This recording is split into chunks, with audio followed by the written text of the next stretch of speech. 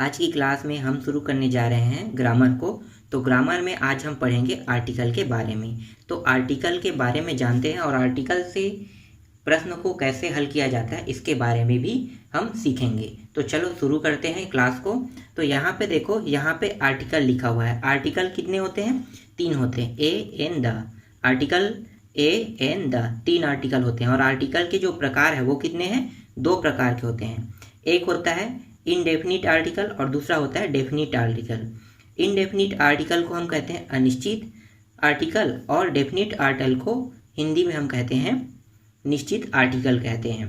अब definite article कौन कौन से हो सकते हैं और इनडेफिनिट आर्टिकल कौन कौन से हो सकते हैं उनको भी देख लेते हैं। तो यहाँ पे देखो, इनडेफिनिट आर्टिकल जो अनिश्चित आर्टिकल है ना, वो ए और एन है। और डेफिनिट आर्टिकल जो निश्चित आर्टिकल है वो क्या है? द है। अब यहाँ पे निश्चित और अनिश्चित का मतलब क्या होता है? मतलब डेफिनिट आर्टिकल और इनडेफिनिट आर्टिकल, इसका मतलब क्या होता है? तो जो निश्चित आर्टिकल है ना, वो फिक्स चीज़ों पर लगता है। फिक्स चीज़ों पर कैसे? जैसे कि होम। होम जो होम है मतलब जो घर है वो अपने स्थान पे रहता है। क्या वो चलता है? नहीं। तो ये चीज़ क्या है? फिक्स है। जैसे कि सिटी कहते हैं हम लोग, तो सिटी के साथ भी द सिटी लगता है, द होम लगता है।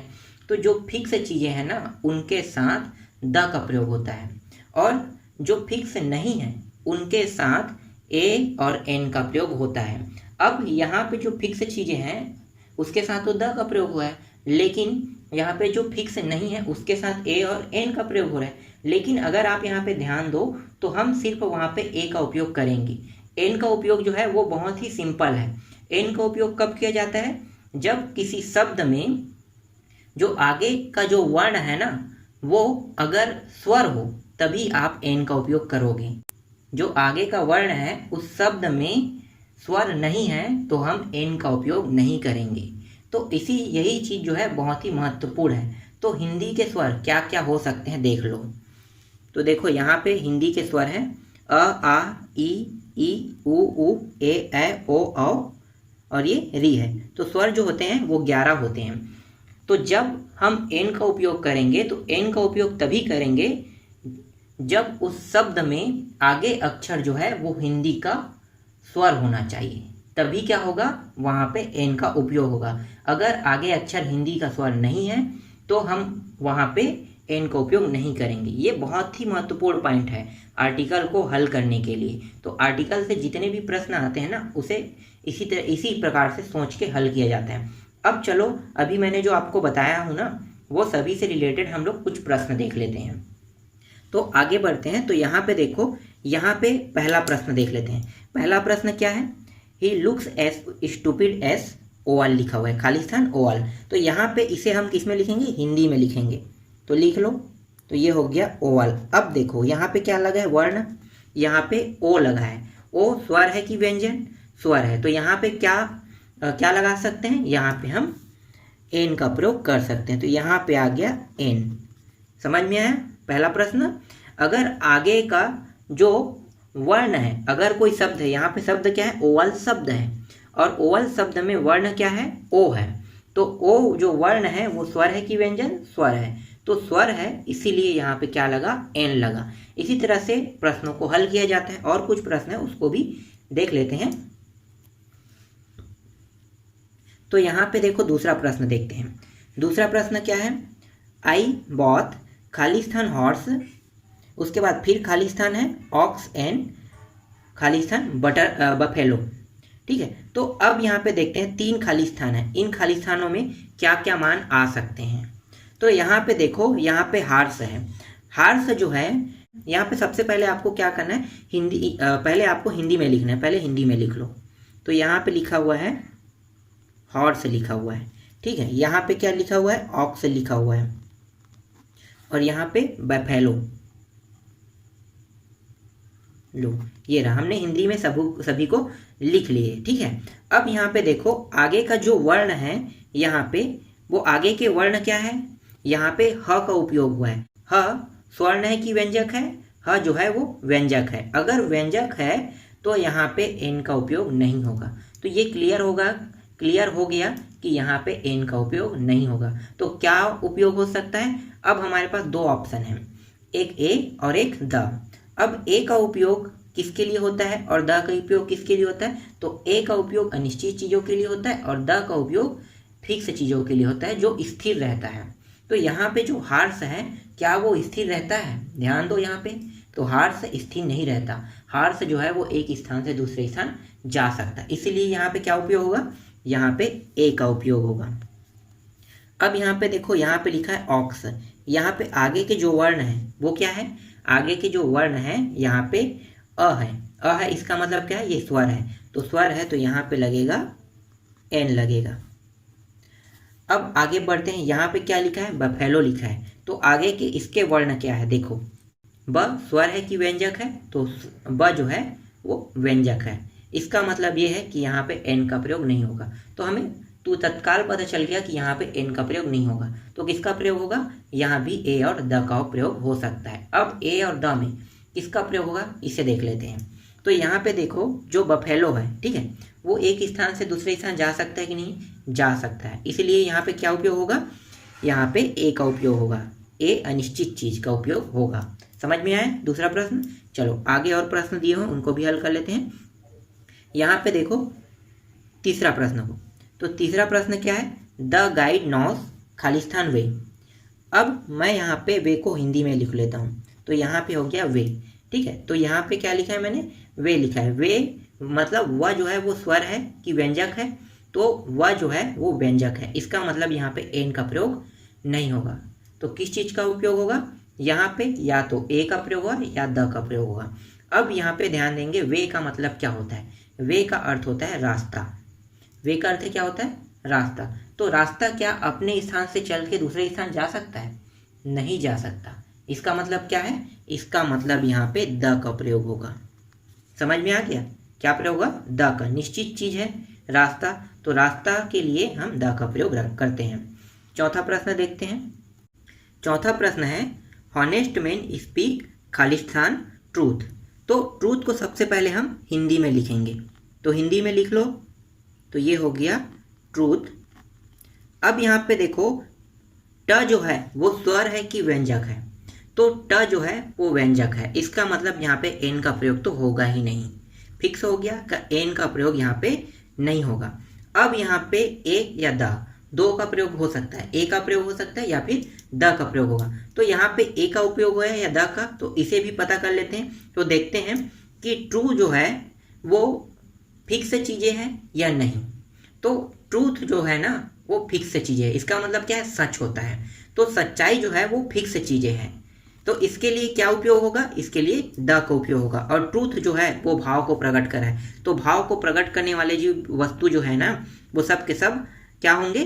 फिक्स चीज़ें हैं। तो इसका अर्थ ये है कि यहाँ पे द का प्रयोग होगा। समझ में आ रहा है? अगर भावों को भी प्रकट कर रहा है, स्थान के साथ भाव को भी प्रकट कर रहा है, तो वहाँ पे द का प्रयोग होगा। इसी तरह से पांचवा प्रश्न देखते हैं। पांचवा है, copper is Khalistan useful metal. अब यहाँ पे देखो, copper is Khalistan useful metal लिखा हुआ है, तो यहाँ पे जो यूजफुल है मेटल है, ठीक है, तो आप मेटल समझो। तो मेटल जो है वो फिक्स चीज़ें हैं कि अनफिक्स चीज़ें हैं? क्योंकि यहाँ पे तो ये व्यंजक ही होगा, क्योंकि यूजफुल मतलब यह आ रहा है और मेटल में म आ रहा है, दोनों क्या है? व्यंजक है। तो दोनों व्यंजक है, इसका अर्थ ये है कि यहाँ पे एन का प्रयोग नहीं होगा। तो या तो ए का प्रयोग होगा या तो द का प्रयोग होगा। अब हम पता करते हैं यहाँ पे ए का प्रयोग हो रहा है या द का प्रयोग। तो यहाँ पे कॉपर का जिक्र हुआ है, तो क्या हम कॉपर को एक रूप से दूसरे रूप में ढाल सकते हैं कि नहीं? ढाल सकते हैं। इसका मतलब क्या है? इसका अर्थ ये है कि यहाँ पे ए आएगा। अनिश्चित चीज है कॉपर, फिक्स चीजें नहीं है। समझ में आ रहा है? कॉपर क्या है? अनिश्चित चीज है, इसलिए यहाँ पे ए का प्रयोग होगा। आगे देखते हैं छठवां प्रश्न। छठवां प्रश्न क्या है? He is honour. यहाँ पे हॉनर नहीं होगा, ये ऑनर होगा। He is honour to his country. इसको हिंदी में लिख लेते हैं, तो ये होगा ऑनर। अब देखो यहाँ पे क्या लगा है? यहाँ आगे में लगा है अ लगा है। अ का मतलब क्या है? अ का मतलब है यहाँ पे स्वर शब्द आना। तो स्वर शब्द आ रहा है, इसका मतलब ये है कि यहाँ पे एन का प्रयोग होगा। तो आप डायरेक्ट जैसे ही स्वर शब्द देखोगे तो आपको डायरेक्ट एन लगा देना है, और आपको कोई सोचना ही नहीं है। क्या लगाना है आपको? एन लगाना है। तो यहाँ पे क्या लगेगा? एन लग गया। ठीक, समझ में आ गई है? चलो आगे देखते हैं सातवां प्रश्न को। सातवां प्रश्न है, द चिल्ड्रन फाउंड एक खाली स्थान एग इन द नेस्ट, यहाँ पे आया है एग आया है, इसे हिंदी में लिख लो। तो ये रहा एग। अब यहाँ पे देखो ए जो है वो स्वर है कि व्यंजक है, तो ये जो है वो स्वर है, तो यहाँ पे आ जाएगा एन आ जाएगा। ठीक, समझ में आ गया। यहाँ भी क्या आएगा, एन आएगा। और भी कुछ प्रश्न है उनको भी देख लेते हैं। देखते हैं अब 8वां प्रश्न को। 8वां प्रश्न देखो, 8वां प्रश्न में क्या लिखा हुआ है, इंग्लिश इज खाली स्थान इजी लैंग्वेज है। तो इजी पहले लिख लो, तो ये रहा इजी, मैंने लिख लिया। ठीक है, तो यहाँ पे जो ई है ये स्वर है कि व्यंजक है, तो ई जो है वो स्वर है, इसका मतलब क्या है, यहाँ पे एन आएगा। समझ में आ गया, यहाँ पे क्या आएगा, एन आएगा। इसके बाद 9वां प्रश्न देखो, खाली स्थान सनशाइन ब्राइटली। तो खाली स्थान सनशाइन ब्राइटली, तो यहाँ पे सन आया है, तो सन हम लिख लेते हैं पहले सन। ठीक है, सन स्वर है कि व्यंजक है, तो ये जो है वो व्यंजक है। इसका मतलब क्या है, इसका मतलब ये है कि यहाँ पे एन का प्रयोग नहीं होगा। तो किसका प्रयोग हो सकता है, या तो ए का प्रयोग होगा या तो द का प्रयोग होगा। तो ए और द इनमें से अब कौन सा मान यहाँ पे आएगा, इसको भी देख लेते हैं। तो यहाँ पे सन का जिक्र है, सन का अर्थ क्या होता है, सूर्य होता है। तो सूर्य फिक्स चीज़ें हैं कि अनफिक्स चीज़ें हैं, तो सूर्य जो है वो फिक्स चीज़ें हैं। सूर्य अपने स्थान में रहता है, वो अपने स्थान से कहीं जाता नहीं है, इसलिए क्या है, सूर्य जो है वो फिक्स चीज़ें हैं। और अगर यहाँ पे अर्थ भी होता है ना, तो अर्थ भी फिक्स चीज़ें में आता है। क्यों, क्योंकि अर्थ जो है वो सिर्फ सूर्य का चक्कर लगाता है और दूसरे ग्रह और अन्य चीज़ों का चक्कर नहीं लगाता, और ना ही अपने रास्ता बदलते रहता है। मतलब वो भी क्या है, एक ही जगह पे चक्कर लगाता है हमेशा। तो इसीलिए अगर वहाँ पे पृथ्वी का भी जिक्र होगा तो भी द का प्रयोग होगा, और यहाँ पे सन है तो सन के लिए क्या उपयोग होगा, द का प्रयोग होगा। समझ में आ रहा है, मैं समझा रहा हूँ क्यों द का प्रयोग हो रहा है, क्यों ए का प्रयोग हो रहा है, ये भी मैं आपको बताते जा रहा हूँ। कन्फ्यूजन सिर्फ हमें ए और द के प्रयोग में हो सकता है, एन के प्रयोग में नहीं होना चाहिए, क्योंकि एन का प्रयोग एकदम फिक्स है। अगर हिंदी के शब्द में आगे के जो वर्ण है अगर स्वर हो ना, तो आपको डायरेक्ट एन लगाना है। समझ में आ रहा है, क्या लगाना है, एन लगाना है। अगर स्वर की जगह अगर व्यंजक हो गया सामने के वर्ण जो है, तो ही आपको थोड़ा सा कन्फ्यूजन हो सकता है कि वहाँ पे ए आएगा कि द आएगा। लेकिन यहाँ भी मैंने आपको फिक्स करा दिया है कि फिक्स चीज़ों पर द का प्रयोग होगा और अनफिक्स चीज़ों पर ए का प्रयोग होगा। चलो आगे देखते हैं प्रश्नों को। यहाँ पे है 10वां प्रश्न। 10वां प्रश्न में लिखा हुआ है, French is Khalistan language of Khalistan people of England. अब यहाँ पे देखो दोनों जगह खालिस्तान है और यहाँ पे लैंग्वेज है। लैंग्वेज का मतलब क्या है, एल शब्द का प्रयोग हुआ है। ठीक है, तो आगे के अक्षर जो है क्या है, ल है, और यहाँ पे आगे के अक्षर क्या है, पीपुल, मतलब पीपुल का जिक्र हुआ है। इसका अर्थ है कि प का उपयोग हुआ है, तो दोनों व्यंजक हैं, तो मतलब यहाँ पे दोनों पे एन नहीं आएगा। तो क्या आ सकता है, ए आ सकता है या द आ सकता है। अब हम देखते हैं ए का प्रयोग होगा कि द का प्रयोग। तो लैंग्वेज जो है वो फिक्स चीज़ है, भाषा जो है वो फिक्स है, तो भाषा को फिक्स माना जाता है, इसीलिए हम क्या करेंगे, यहाँ पे द का प्रयोग करेंगे। और यहाँ पे पीपुल जो है वो भी क्या है, फिक्स चीज़ें हैं, तो यहाँ भी द का प्रयोग होगा, क्योंकि लोग कहीं भी जाएं, ठीक है, उसे आप क्या कहोगे, लोग ही कहोगे। इंग्लिश में आप उसे पीपुल ही कहोगे। भाषा को आप, भाषा कुछ भी हो लेकिन आप उसे लैंग्वेज ही कहोगे। इसका मतलब क्या है, दोनों फिक्स चीज़ें हैं, इसीलिए यहाँ पे द का प्रयोग हुआ है। चलो अब कुछ अलग टाइप के प्रश्न देख लेते हैं जो एग्जाम में आते हैं, ऐसे प्रश्न भी आते हैं। तो यहाँ पे देखो 11वां प्रश्न है, I have come without Khalistan umbrella. यहाँ पे है ए है, और यहाँ पे ए में ए दिया हो, बी में एन दिया हो, सी में द दिया है, और डी में नॉन एबाउस दिया हुआ है। अब यहाँ पे देखो इन चारों में से कौन सा ऑप्शन यहाँ पे आएगा, ये हमें देखना है। तो यहाँ पे सामने में इसे पहले हिंदी में लिख लेते हैं, तो ये हो गया अम्ब्रेला। ठीक है, तो यहाँ पे मैंने हिंदी में लिख लिया इसको। अब यहाँ पे देखो क्या है, वर्ण जो है वो अ है, अ स्वर है कि व्यंजक है, तो अ स्वर है, इसलिए यहाँ पे एन का प्रयोग होगा। तो एन कौन सा ऑप्शन है, बी, तो इसका आंसर क्या रहेगा, बी रहेगा। आगे समझ में। चलो एक और प्रश्न है उसको भी देख लेते हैं। यहाँ पे 12वां प्रश्न देखो, 12वां प्रश्न में mister Gupta is Khalistan MP. अब यहाँ पे एमपी, इसे सबसे पहले क्या करेंगे, हिंदी में लिखेंगे, तो लिखो एम और पी। अब देखो यहाँ पे स्वर है कि व्यंजक है, स्वर है, इसका मतलब क्या है, इसका मतलब यहाँ पे एन का उपयोग होगा। अब आप आर्टिकल को बनाना सीख गए होंगे। अगर आपके एग्जाम में आर्टिकल से प्रश्न आ रहे हैं तो आपको, जैसे मैंने यहाँ पे थॉट का उपयोग करके आपको बताया हूँ, सेम उसी तरह से आप थॉट का उपयोग करके वहाँ पे ए एंड द का प्रयोग कर सकते हो। तो इस तरह से मैंने पूरा आर्टिकल यहाँ पे कंप्लीट करा दिया।